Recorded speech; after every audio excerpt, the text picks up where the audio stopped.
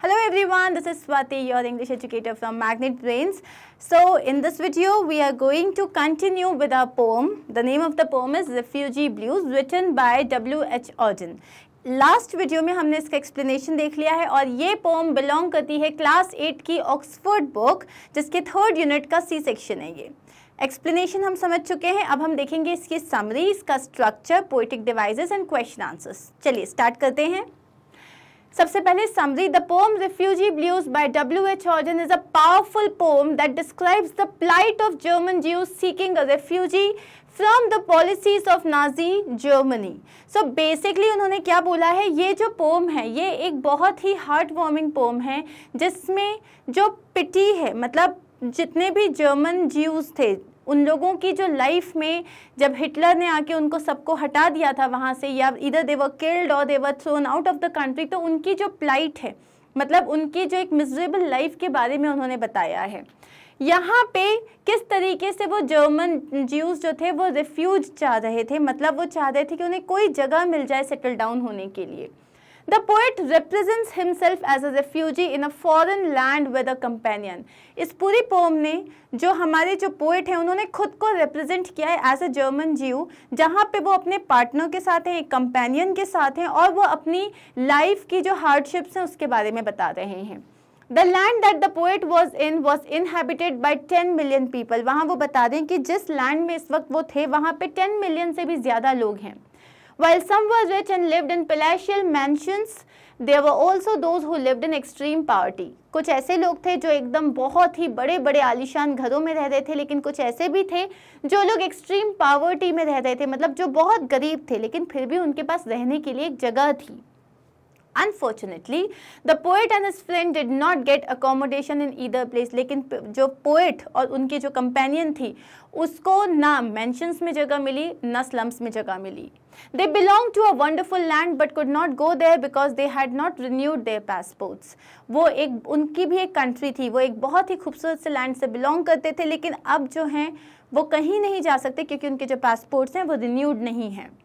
When the council asked the pair for their passports, They replied that the passports had expired. जब council ने उनसे उनके passports मांगे, उन्होंने बोला कि ये वैलिड नहीं है, ये एक्सपायर्ड हैं। The council mocked and shouted at them with expired passports they were as good as dead. Council ने उनका मजाक उड़ाते हुए उन पे चिल्लाते हुए क्या कहा कि विदाउट पासपोर्ट्स आप लोग almost you are equal to dead people. However, when they approached a committee to renew the passports, they were asked to come the following year. और जब वो एक कमिटी के पास गए अपने पासपोर्ट्स को रिन्यू कराने के लिए, तब उन्होंने कहा नहीं, आप अगले साल आइएगा, अगले साल हम आपकी बिल्कुल मदद करेंगे। Later, the poet went to a public meeting where he heard the open protests of the citizens of the land for allowing refugees like him into the country. फिर वो जब वापस वहाँ से आ रहे थे तो वो एक ओपन मीटिंग में गए, एक पब्लिक मीटिंग चल रही थी जहाँ स्पीकर जो है वो प्रोटेस्ट कर रहा था रेफ्यूजीज़ को अपनी कंट्री में अलाउ करने पे। वो क्या कह रहा था, इन्हें आप अलाउ मत करो क्योंकि इन्हें आप अलाउ करोगे तो इन्हें जगह चाहिए, इन्हें खाना चाहिए, इनको जॉब चाहिए, बेसिकली ये हमारी ब्रेड छीन लेंगे, मतलब ये हमारे जॉब्स, हमारा पैसा छीन लेंगे, हमारे रहने की जगह कम हो जाएगी, तो आप इन्हें अलाउ मत करो। The meeting stirred anxieties about refugees harming the local economy. तो वो बता रहे थे किस तरीके से अगर रेफ्यूजीज आ जाएंगे, अब इतने लोग आएंगे, उनको जॉब चाहिए, उनको रहने के लिए जगह चाहिए, तो ये हमारी इकोनॉमी को किस तरीके से हार्म कर सकते हैं। Meanwhile, the speaker reflects Hitler's genocidal threats are audible like thunder in the sky. अब वो क्या बता रहे हैं कि वो जो स्पीकर है, जो हमारे राइटर हैं, वो रिफ्लेक्ट कर रहे हैं कि किस तरीके जो हिटलर के जो थ्रेट्स थे वो उनके ऊपर एक ऐसा लगता है बिजली की तरह गिर रहे हों।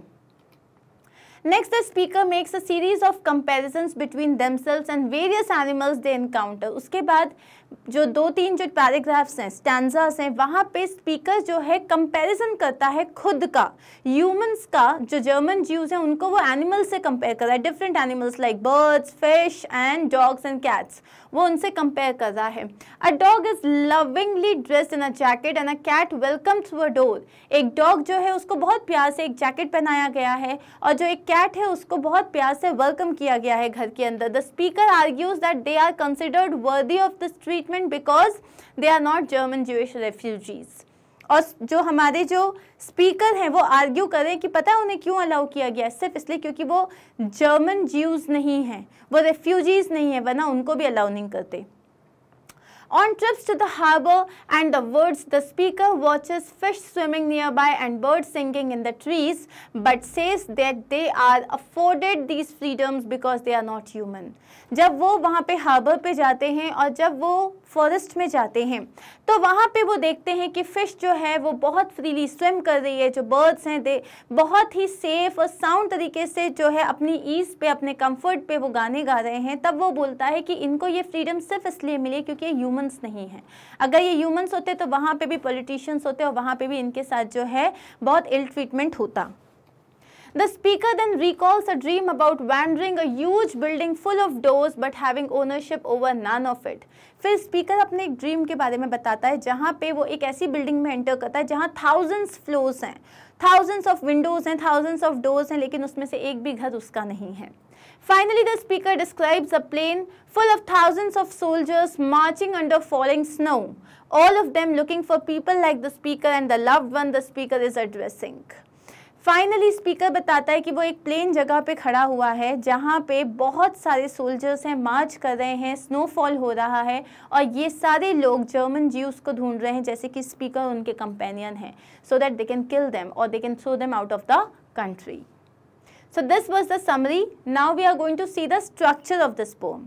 So Refugee Blues by W.H. Auden is a 12 stanza poem. इसमें total कितने stanzas हैं? Total 12 stanzas हैं इसमें. That is separated into sets of 3 lines. और हर stanza में कितनी lines हैं आपके पास? 3 lines हैं. इनको जैसे हम जैसे 4 lines होती है, 2 lines को couplets कहते हैं, 3 lines को tercets कहते हैं। 3 लाइन्स को क्या कहते हैं? टर्सेस। तो अगर 3 लाइन्स का ग्रुप है तो आप इसको बोलोगे ये जो पोम है ये 12 स्टैंजास हैं पूरे, जिसमें 3 लाइन्स के या फिर जिसमें 12 ट्रेसेट्स हैं, मतलब हर ट्रेसेट में 3 लाइन्स हैं। These tracets follow a simple rhyme scheme of AAB और राइमिंग स्कीम इसमें कौन सी फॉलो हुई है? AAB। So अब इसका टोन देख लेते हैं। The word blues in the title provides the reader with some information right away about the tone and mood of the poem. अब ये जो refugee blues है, जब मैंने आपको explanation समझाया था तब मैंने आपको बताया था blue का मतलब क्या होता है? To feel sad or to feel depressed or to feel gloomy about something. तो obviously जब blues है तो ये बहुत chirpy और lively poem नहीं है। इसमें जो है it suggests the mood of the poem which is loneliness, sadness and even sorrow or mourning. मतलब इसमें बहुत अकेलापन है, इसमें दुख है, इसमें बहुत ज़्यादा पेन है और in fact they are mourning about things, मतलब दे आर मोर्निंग मतलब वो लोग जो हैं बहुत ज़्यादा विलाप कर रहे हैं। अब हम देखते हैं इसकी पोएटिक डिवाइसेस। तो आपको स्ट्रक्चर समझ में आ गया। 12 स्टैंजास हैं, टर्सेप्स हैं मतलब 3 लाइन्स ईच, और जो राइमिंग स्कीम है जिसमें पहली 2 लाइन्स का rhyming like they rhyme with each other, third line different है। तो AAB जो है ये फॉर्मेट यूज़ किया गया है। टोन कैसा है? सैड है, पेनफुल है, सॉरो है, लोनलीनेस है। और अब हम देखते हैं पोएटिक डिवाइसेस। सबसे पहले बात करेंगे हम इमेजरी की। इमेजरी क्या होती है? Imagery when you use certain words, आप ऐसे वर्ड्स यूज़ करते हो ताकि आपको चीज़ों को एक पिक्चर फॉर्म करने में बहुत हेल्प मिल जाए, आप इमेजिन कर सको, उसे हम कहते हैं imagery. There is some imagery when the speaker speaks of the yew in the churchyard blossoming in spring each year. तो जब वो पेड़ के बारे में बात कर रहे थे कि एक yew है, एक बहुत बड़ा सा कॉनिफरस ट्री है जो हर साल स्प्रिंग में बहुत ज़्यादा ब्लॉसम करता है। तो अब इसमें जिस तरीके से उन्होंने बताया कि वो चर्च यार्ड में है, वो ब्लॉसम करता है स्प्रिंग में एवरी ईयर, तो इससे आप उसको इमेजिन कर सकते हो। तो ये हो गया आपका इमेजरी। उसके बाद क्या है? जैसे मेटाफॉर की बात करते हैं हम। The thunder rumbling in the distance is a metaphor for the orders of Hitler which red kill all Jews. जो वो यूज कर रहे हैं, the thunder rumbling in the distance, यहाँ पे थंडर मतलब वाकई बिजली नहीं कड़क रही है, यहाँ पे हिटलर के जो वर्ड्स हैं कि सारे ज्यूज को मार डालो, किल ऑल ज्यूज, ये जो वर्ड्स हैं ये थंडर की तरह नीचे आ रहे हैं, एक बिजली की तरह उन पे गिर रहे हैं। तो यहाँ पे जो कंपैरिजन है वो क्या कंपैरिजन हो गया? एक मेटाफोरिकल कंपैरिजन हो गया। अब देखो रिपीटेशन। तो the last line of each of the 12 stanzas has a part of it repeated in itself. तो हर स्टैंजा का जो लास्ट लाइन उसमें लिखा हुआ है it's not for us my dear और we are alive my dear, तो ये जो लाइन्स हैं ये पूरी रिपीट हो रही है। For example only 10 feet away my dear, only 10 feet away, तो अगर ये जो ओनली 10 feet अवे यहाँ पे कंटिन्यूसली जो है रिपीट हो रहा है, इस रिपीटेशन से क्या पता चल रहा है, ये जो रिपीटेशन है वो उनको बताना चाह रहे हैं कि उनकी कितनी मिजरेबल कंडीशन है, कि हमारे पास ये भी नहीं है या हमारे लिए ये भी नहीं है, वो उस चीज़ को एक्सप्लेन करना चाहते हैं। अब हम आते हैं अल्यूशन में। अल्यूशन मतलब there is no direct sentence stating the extent of damage done to the Jews nor is there any word saying the speaker speaking to a female companion. अब तुम्हें ये नहीं पता कि उसने जो बार बार बोल रहा है my dear we don't have any space, my dear we don't have any place to be and all, तो यहाँ पे हमें नहीं पता कि वो एक फीमेल कंपेनियन से बात कर रहा है या मेल कंपेनियन से बात कर रहा है। हमें एग्जैक्टली नहीं पता कि ज्यूज की मिजरेबल कंडीशन जो है वो एग्जैक्टली वो लोग क्या क्या फेस कर रहे हैं, ये सब हम सिर्फ अज्यूम कर पा रहे हैं। एक तरीके से यहाँ पे पूरा जो है थॉट प्रोसेस चल रहा है कि हो सकता है जब वो शायद अपने एक फीमेल पार्टनर की बात कर रहे हो सकता है वो अपनी वाइफ के बारे में बात कर रहे हो। तो ये सारी जो चीज़ें हैं ये सिर्फ स्पीकर के वर्ड्स और डिस्क्रिप्शन जो है उनसे हम अज्यूम कर पा रहे हैं, इसलिए इसको कहते हैं अल्यूजन। अब आते हैं हम क्वेश्चन आंसर्स पे। Clear? So question answer start करते हैं। सबसे पहला है on the basis of your understanding of the poem tick that best of the answer, मतलब tick the best of the answer. तो यहाँ पे क्वेश्चन है who is the speaker in this poem, कौन है speaker? A diplomat, a poet, a Jewish refugee और journalist, कौन है इसका? ये बहुत ही इजी क्वेश्चन है। Obviously the answer is a Jewish refugee, एक ज्यूइश रेफ्यूजी है हु इज द स्पीकर। अब यहाँ पे जो है अब पोएट भी आप मार्क कर सकते हो, कोई पोएट है लेकिन एक्चुअल में कौन है? यहाँ पे एक रेफ्यूजी बात कर रहा है, इसलिए इसको मार्क मत करना, इसको करना। एक ज्यूइश रेफ्यूजी है जिन्होंने पूरा पोएम लिखा है। How is the third line of each stanza different? हर स्टैंजा की थर्ड लाइन कैसे डिफरेंट है? It conveys a positive message, क्या उसमें पॉजिटिव मैसेज है? बिल्कुल नहीं है। It addresses someone close to the poet, क्या ये पोएट जब माई डियर यूज कर रहा है इसका मतलब कोई ऐसा है ना जो पोएट से बहुत ज़्यादा जुड़ा हुआ है? हाँ, ये हो सकता है। It reverses the mood off the two lines, ये जो बाकी की जो दो लाइन्स हैं उसको पूरा उसका मूड रिवर्स कर दे रहा है। The tone is consoling the listener, that is the tone जो है वो लिसनर जो है हमको कंसोल कर रही है? बिल्कुल नहीं कर रही है। तो यहाँ पे क्या है? It addresses someone close to the poet, यहाँ पे वो अपने किसी क्लोज से को एड्रेस कर रहा है कि you know 10 feet away my dear, 10 feet away. तो यहाँ हर जगह जो थर्ड लाइन है उसमें पोएट जो है अपने किसी क्लोज कंपेनियन पार्टनर को एड्रेस कर रहा है। What is the tone of the speaker? Speaker की टोन कैसी है? थॉटफुल है, मतलब वो कहीं सोच रहा है, इंस्ट्रक्शनल है, किसी को इंस्ट्रक्शंस दे रहा है, सेट्रिशियल है या ग्लूमी है, वो सैड है। तो बेसिकली इसकी पोएम की जो पूरी जो टोन है वो कैसी है? It is depressed, it is sad. Now, where do the narrator and his companion want to go? Why are they unable to do so? अब क्वेश्चन है कि नरेटर और उसके जो कंपेनियन है वो कहाँ जाना चाहते हैं और वो क्यों नहीं जा पा रहे हैं? The narrator and his companion were forced to flee persecution and violence in Nazi Germany. They were terrified of returning to Germany but also were unable to find a safe haven in countries like England or US because they kept tight quotas on the number of Jewish immigrants admitted each year. यहाँ थोड़ी extra information है, मैं एक बार explain कर देती हूँ। जो narrator हैं ये लोग जर्मन ज्यूज़ हैं, मतलब ये ओरिजिनली जर्मनी से बिलोंग करते हैं, लेकिन जैसे ही जर्मनी में हिटलर जो है उसने आके कब्जा किया तो उसके बाद क्या हुआ? उसने बोला मेरे को यहाँ कोई ज्यूज़ चाहिए नहीं, यहाँ सिर्फ जर्मन्स रहेंगे, जितने भी ज्यूज़ हैं उनको हटा दो यहाँ से, किल देम ऑल। तो उसने क्या बोला? यहाँ पे जो नरेटर उसके जो कंपेनियन हैं दे वर फोर्स्ड टू फ्ली, मतलब उन्हें भागने पे मजबूर होना पड़ा। Persecution and violence in Nazi Germany, अब यहाँ पे वो सिर्फ जर्मनी नहीं था, वो नाजी जर्मनी बन चुका था। तो they were forced to flee persecution and violence, persecute कर रहे थे वो, वायलेशन मतलब जो था वायलेंस बहुत ज़्यादा हो रहा था, तो उस चीज़ से उन्हें वहाँ से ज़बरदस्ती भागना पड़ा। They were terrified of returning to Germany. उनको वापस जर्मनी जाने में डर लग रहा था, but also were unable to find a safe haven. अब लेकिन वो जो है किसी भी तरीके का अपने लिए सेल्फ अबोर्ड जो है, सेफ घर जो है वो नहीं ढूंढ पा रहे थे. ना वो इंग्लैंड जा पा रहे थे, ना वो यूएस जा पा रहे थे. उसका रीज़न क्या था? क्योंकि ये दोनों कंट्रीज जो हैं पूरे के पूरे ज्यूस अगर आ जाएंगे तो उनकी इकोनॉमी जो है वो डिसबैलेंस हो जाएगी.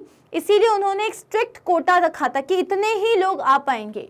तो एक टाइट कोटा रखा हुआ था उन्होंने कि कितने जो ज्यूइश इमिग्रेंट्स हैं वो एक साल में कितने ज्यूइश इमिग्रेंट्स को आप अलाउ कर सकते हो. इसीलिए जो है उनके पास जाने के लिए कोई जगह नहीं बची थी. Why did the council bang the table? Why was he angry? जो काउंसिल था, जो ऑफिशियल थे, वो इतने ज़्यादा गुस्सा होकर उन्होंने टेबल को जोर से बैंग क्यों किया था? The speaker tried to seek asylum in an unnamed country in Europe, but that country frustratingly turned the speaker away. अब जो स्पीकर हैं वो यूरोप की एक जो है किसी मतलब एक अननेम्ड कंट्री में गए थे यूरोप की. उस यूरोप की कंट्री में जब वो वहाँ पे गए तो वहाँ पे स्पीकर जो थे उनको वहाँ से बाहर भेज दिया गया. मतलब बहुत फ्रस्ट्रेट होके जिससे वो बात करने गए थे उन्होंने बाहर भेज दिया. क्यों? When the council asked for the passports, उन्होंने बोला आप अपने पासपोर्ट्स दिखाइए हमको. तो नरेटर उनके कंपेनियन ने क्या रिप्लाई किया कि हमारे पासपोर्ट्स एक्सपायर हो चुके हैं. अब तुम किसी कंट्री में जा रहे हो तो तुम्हें पासपोर्ट तो चाहिए. अब जब उन्होंने कहा कि हमारे पासपोर्ट्स जो हैं एक्सपायर हो चुके हैं तो वो बहुत ज़्यादा एंग्री हो गया जो काउंसिल था और उसने क्या शाउट किया कि अगर तुम्हारे पास पासपोर्ट्स नहीं है, यू आर ऑफिशियली डेड. मतलब तुम्हारी उसके बाद तुम्हारी कोई लाइफ नहीं है. अगर तुम्हारे पास पासपोर्ट्स नहीं है हम तुम्हें कंट्री में अलाउ नहीं कर सकते. And a person without a passport is officially dead. मतलब उसकी लाइफ है ही नहीं, भले तुम जिंदा हो, you are officially dead for us. So he got very angry when the narrator and his companion told him that you know their passports are expired.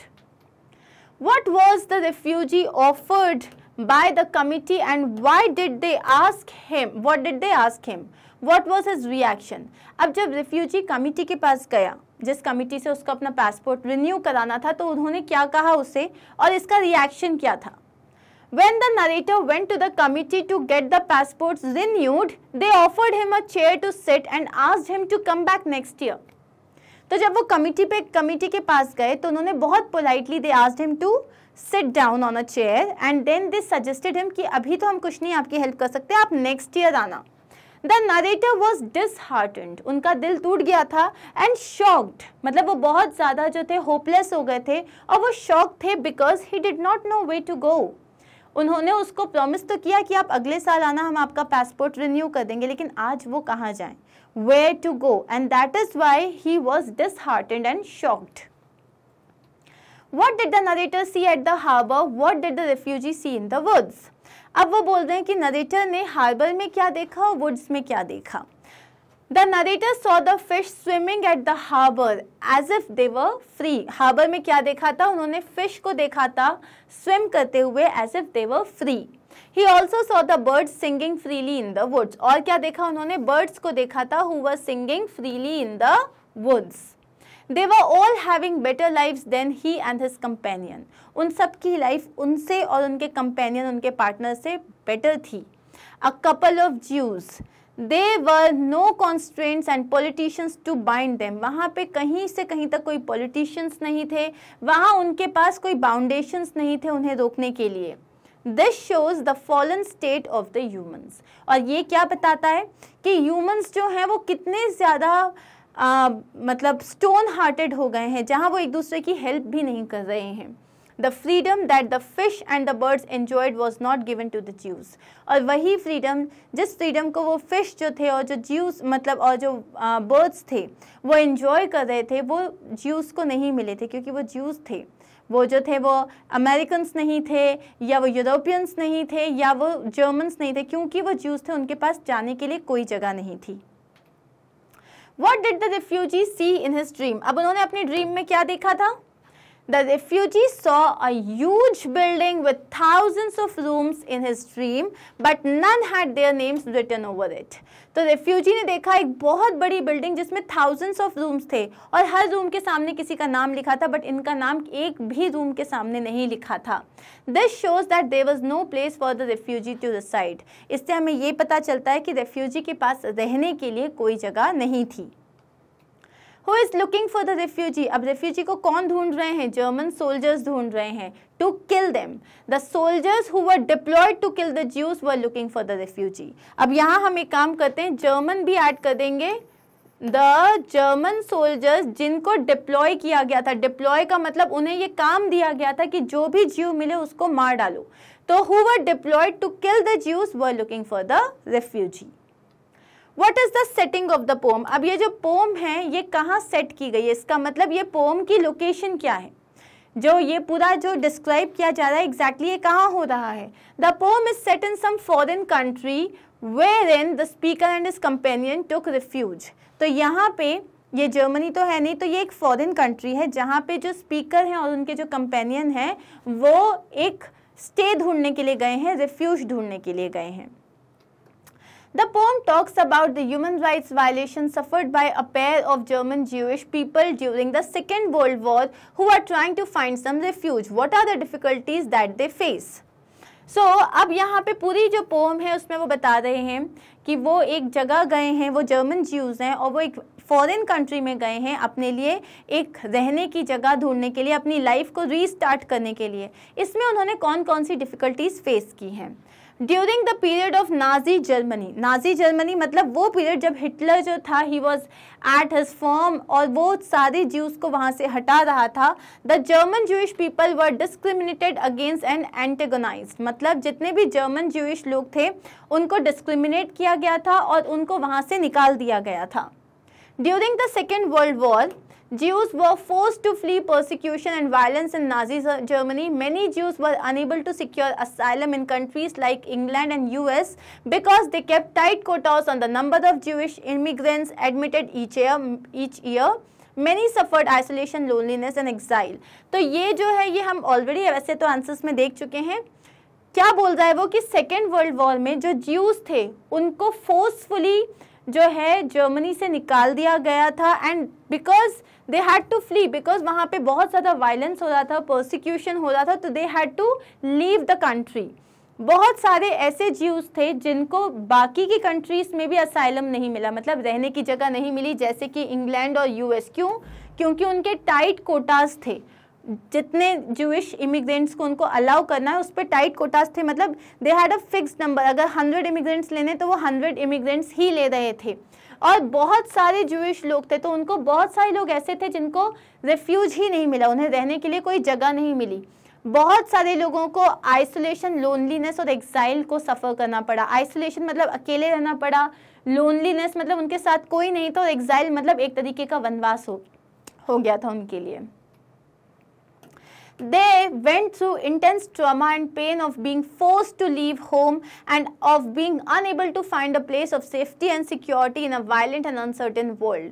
उन्होंने बहुत सफ़र किया, एक इंटेंस ट्रॉमा को उन्होंने जो है they went through it, सफ़र किया, and the pain of being forced to leave home, आपको आपके घर से ज़बरदस्ती निकालने का जो पेन होता है वो उन्होंने सफ़र किया और उनको कोई भी प्लेस नहीं मिली. They were unable to find a place जहाँ पे वो सेफ्टी और सिक्योरिटी के साथ रह पाएँ, क्योंकि उस वक्त जो पूरा माहौल था वो कैसा था, वायलेंट था और अनसर्टन था. इस वायलेंट और अनसर्टन वर्ल्ड में उनको एक सेफ्टी और सिक्योरिटी से भरी एक जगह चाहिए थी जहाँ वो जिंदा रह सकें. They were denied basic rights. उन्हें बेसिक राइट्स भी नहीं दिए जा रहे थे. Soldiers were searching to kill them while these people were looking for a safe haven. जब ये एक अपने लिए घर ढूंढ रहे थे, ऐसी जगह जहाँ ये सेफ रहें, at the same time they were German soldiers who were looking for them so that they can kill them. अब आपके पास नेक्स्ट क्वेश्चन क्या है, which lines in the poem imply the following, complete the table. अब जैसे यहाँ है it is a large city with nowhere to go, तो यहाँ पे कौन सी लाइन है, say this city has 10 million souls yet there is no place for us my dear, yet there is no place for us, जो आपका first stanza है. सेकेंड क्या है, we are being wiped out of existence, we have no identity, मतलब हमारी existence खत्म कर दी गई है, हमारी अब कोई आइडेंटिटी नहीं है। तो यहाँ पे क्या हो जाएगा, once we had a country and we thought it fair, look in the atlas and you will find it there, we cannot go there now my dear, we cannot go there now। मतलब क्या है, एक time पे हमारी भी एक identity थी, हमारी एक कंट्री थी, और हमारी कंट्री जो है वो हमें अपनी लगती थी, we thought that we belong to that country, लेकिन अब हमें वहाँ से निकाल दिया गया है और अब हम वहाँ वापस नहीं जा सकते। नेक्स्ट है, even in my dreams I see no place for us in the world. तो यहाँ जो ये वाला था कि dreamed I saw a building with 1,000 floors, 1,000 windows and 1,000 doors. None of them was ours, my dear. None of them was ours. और last क्या है, we are hunted down and tormented. We will always live in fear of being found. ये जो है, ये आपका last stanza है। Stood on a great plain in the falling snow, 10,000 soldiers marched to and fro, looking for you and me, my dear, looking for you and me। मतलब कि अभी भी अगर हमें कोई जगह मिल जाती है, वहाँ पे भी हम चैन से नहीं रह सकते, because there are soldiers who are looking for us and people like us, like German Jews, and they are just looking for us to kill। Now अब क्या है, जैसे जितने भी आपको यहाँ पे पोएटिक डिवाइसेस दिए हैं, जैसे हाइपरबली दिया हुआ, ये सब हमने ऑलरेडी पोएटिक डिवाइस में डिस्कस कर लिया। तो जैसे हाइपरबली है, मेटाफर है, इमेजरी है और राइमिंग स्कीम है, ये सब हम ऑलरेडी पोएटिक डिवाइस में डिस्कस कर चुके हैं। So that's the end of our chapter. अब दिस आर्ट कॉर्नर जो कि इस चैप्टर में बिलोंग करता है, ये आर्ट कॉर्नर जो है, ये आपको खुशी मैम और नुपुर मैम जो हैं, they are going to take this activity which is a hand painting competition which will be organised very soon. So guys that's it, thank you so much for being with me, and I hope you understood this poem well, and the question answers, summary, poetic devices, structure, everything. So thank you once again.